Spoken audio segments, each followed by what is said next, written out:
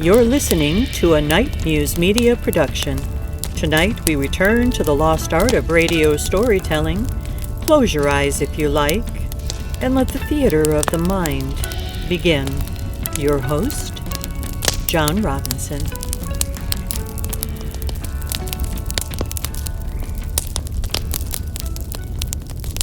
This is the tale of footprints around the fire. There's an old rule some hunters talk about when they're deep in the woods. They say if you ever feel like something is watching you, don't turn around right away, because sometimes they're right. A group of 3 friends once went camping deep in the Allegheny woods. Just miles of forest where old logging roads disappear and the trees grow thick enough to black out the sky. They set up their camp near a small clearing, just a tent, a cooler, and a campfire. And the night started out normal, the sound of crickets, the wind, and the fire popping. But around midnight, the woods went quiet. The insects suddenly stopped. The wind died. Everything went silent. One of the campers noticed it first. He told the others to listen. The others stopped talking. They noticed there were no sounds of insects, no animal sounds, just the fire crackling. Then they heard something, a single step, a crunch, somewhere in the darkness beyond the trees. So they waited a little bit. They heard another step, another crunch. Something was walking through the leaves, very slowly, but heavy and strangely careful. One of the men grabbed a flashlight and shined it into the woods and saw nothing, just tree trunks disappearing into the darkness. And the footsteps stopped. So eventually, they sat back down. They figured, it's just probably a deer, maybe a raccoon or something. But about 15 minutes later, they heard it again, another crunch, and then another crunch. This time, the sound came from the other side of the campsite.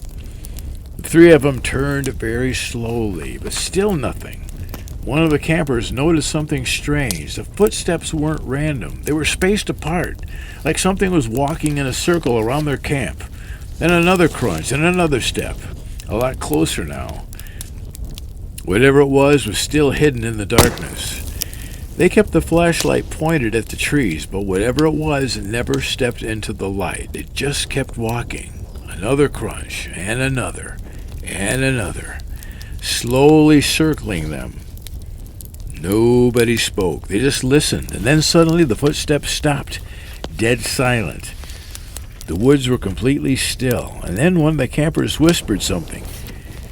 "Hey, guys."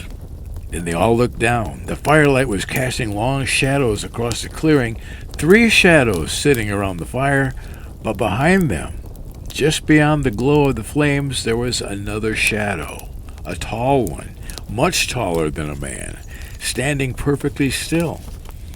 One of the men slowly turned around, but the shadow disappeared instantly.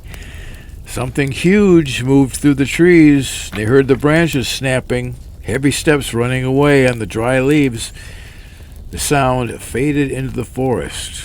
The campers didn't get any sleep that night, and they kept that fire burning until sunrise.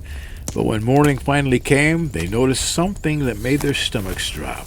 All around their camp in a perfect circle were footprints, huge ones, each print nearly 18 inches long, and every single one of them faced the fire, like something had spent the entire night walking around their camp, watching them. And that's tonight's Fireside Story.